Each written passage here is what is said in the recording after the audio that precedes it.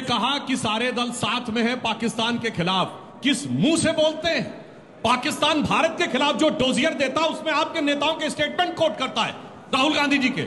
शर्म आनी चाहिए। और आज कह रहे हैं कि हम हैं पाकिस्तान के खिलाफ, जाकर कार्रवाई करिए। महोदय, आप कह रहे हैं कि अंदर कैसे घुस आए, जब देश के ऊपर बिल्कुल सरकार ने स्वीकार किया है इस बात को कि सिक्योरिटी लैप्स हुआ है ऑल पार्टी मीटिंग में, मगर हमने कभी इस ढंग के मौकों पे देश का सबसे बड़ा सिक्योरिटी लैप्स क्या था? प्रधानमंत्री के घर में प्रधानमंत्री की हत्या हो गई। हमने कभी मुद्दा बनाया था उसको? इंदिरा जी का बोलिए, उससे बड़ा सिक्योरिटी लैप्स कोई हो सकता है? दूसरा मैं पूछना चाहता हूं, आप वो बात करते प्रधानमंत्री के घर में यासीन मलिक को बुलाते थे जिसने एयरफोर्स के अधिकारियों की हत्या की। गजब था साहब। आज आप आकर किस ढंग से आप लोग बात करने लगते हैं, ये अपने आप में बहुत गंभीर बात लगती है। और आपने देखा भी क्या बोल रहे थे पाकिस्तान के डिफेंस मिनिस्टर, तो खामखा में अल्लाह ताला का नाम ले रहे हैं, अल्लाह के फजलो करम से हो जाएगा। जनाब, ये चिंता मत करिए, हर बात में आप रिलीजन को लाने की जो कोशिश करते हैं, चिंता मत करिए, केवल अल्लाह के रहमो करम से, फजलो करम से नहीं होने वाला।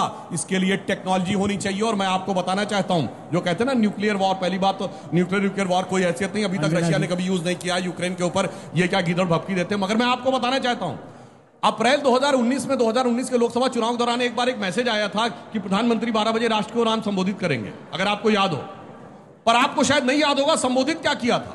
उन्होंने संबोधित यह किया था कि भारत ने लोअर अर्थ ऑर्बिट में मूव करते हुए किसी भी ऑब्जेक्ट को सटीकता से डिस्ट्रॉय करने की कैपेसिटी हासिल कर ली है, और यह कैपेसिटी हासिल करने वाले हम चौथे देश हैं।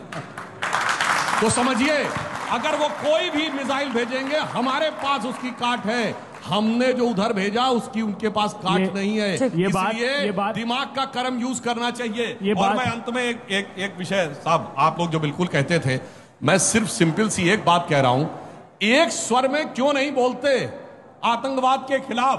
आप देख रहे हैं इन लोगों की भाषा और इन लोगों की शैली किस ढंग की है। अगर हमने क्या किया अभी बताते।